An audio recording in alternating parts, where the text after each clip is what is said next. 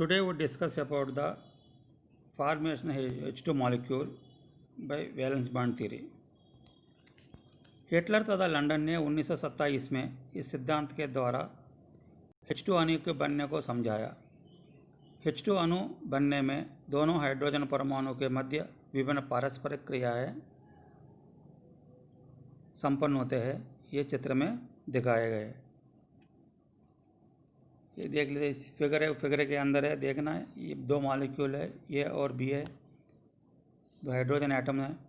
दो hydrogen atom है, एक ये है, एक बी है, एच ए एच बी।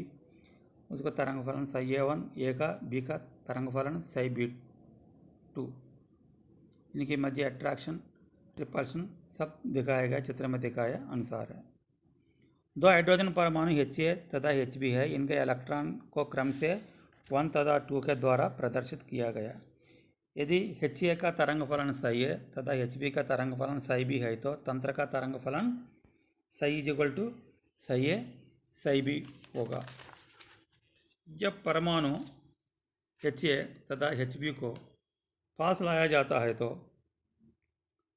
उनमें पारस्परिक क्रिया प्रारंभ हो जाती है। HA की नाभिक इलेक्ट्रॉन 2 को और HB की नाभिक इलेक्ट्रॉन 1 को अपनी ओर आकर्षित करती है। यह 1 HA से तथा इलेक्ट्रॉन 2 HB से संबंधित रहता है तो तंत्र की संरचना को HA12 HB द्वारा प्रदर्शित कर सकते हैं तथा तरंग फलन ψ1 = ψA1 ψB2।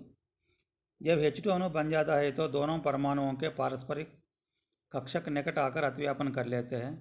इस अवस्था में यह कहना कठिन है कि कौन सा इलेक्ट्रॉन कौन से परमाणु नाभिक से संबंधित है। इस दशा में दोनों इलेक्ट्रॉन दोनों परमाणुओं की नाभिक से समान रूप से संबंधित हो जाते हैं और तंत्र की संरचना को HA21 HB के द्वारा प्रदर्शित कर सकते हैं, जिसका तरंग फलन ψ2 = ψA2 ψB1। यह समीकरण 2 है। दोनों इलेक्ट्रॉन एक दूसरे से भिन्न नहीं हैं, अतः यह कह सकते हैं कि H2 अणु बनने पर तंत्र का तरंग फलन दोनों तरंग फलनों ψA1 तथा ψ1 तथा ψ2 के द्वारा समान रूप से प्रदर्शित किया जा सकता है। हिटलर व लंदन ने इनका समायोजन करके आणविक तरंग फलन ψVB दिया। ψVB = C1 ψ1 + C2 ψ2। समीकरण नंबर 3 दे देते हैं। यहाँ ψ1 व ψ2 का मान रखने पर ψVB = C1 और ब्रैकेट में ψA1 ψB2 + C2 into bracket में ψA2 ψB1 और ψ = C1 ψA1 ψB2 + C2 ψA2 ψB1। समीकरण नंबर 4। H2 अणु की संरचना HA12 HB तथा HA21 HB समान रूप से संभव है, अतः तंत्र के तरंग फलन ψ में ψ1 तथा ψ2 की भागीदारी समान है। प्रत्येक तरंग फलन को उनके मिश्रण गुणांक के वर्ग से मापा जाता है, अतः C12 = CT2 या C1 = ±C2। समीकरण 4 को निम्न समीकरणों द्वारा प्रदर्शित किया जा सकता है। ψ = C1 ψA1 ψB2 + ψA2 ψB1। ψ - C2 into ψA1 ψB2 - ψA2 ψB1। ψ+ को सममित तरंग फलन तथा ψ- को असममित तरंग फलन कहते हैं। इलेक्ट्रॉन 1 तथा 2 को विनिमय पर प्लस की चिन्ह परिवर्तित नहीं होती है, जबकि माइनस का चिन्ह परिवर्तित हो जाता है। दोनों परमाणुओं के की दूरी कम होने पर ψ+ के लिए इलेक्ट्रॉन घनत्व बढ़ता है तथा तंत्र की ऊर्जा कम होती है। इस प्रकार ψ+ अवस्था निम्नतम ऊर्जा अवस्था को बताता है तथा स्थायी अणु बनने को सूचित करता है। ψ+ को हिटलर लंदन तरंग फलन भी कहते हैं।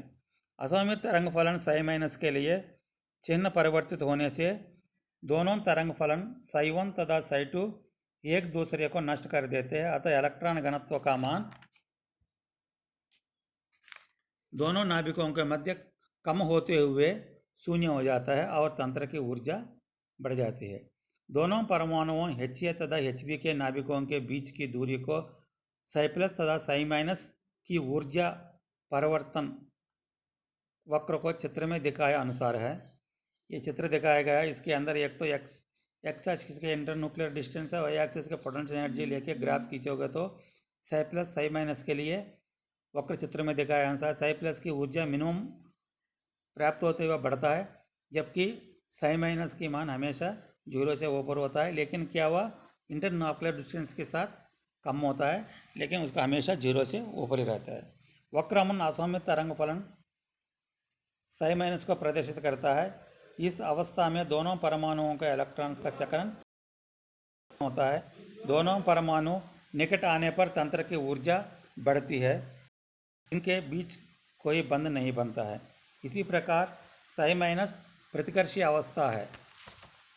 यदि दोनों परमाणुओं के इलेक्ट्रॉन का चक्रण विपरीत होता है तो वक्र 2 साई प्लस तरंग फलन के व्यक्त करता है तथा H2 अणु प्राप्त हो जाता है।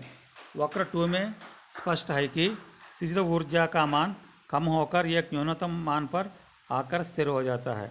यह अधिकतम स्थायित्व की स्थिति है। इस अवस्था में दोनों परमाणुओं के नाभिकों के मध्य की दूरी बंध लंबाई कहलाती है। तरंग फलन साई प्लस को साई COV से व्यक्त करते हैं। Sai COV equal Sai A1 Sai B2 plus psi B2 Sai A1।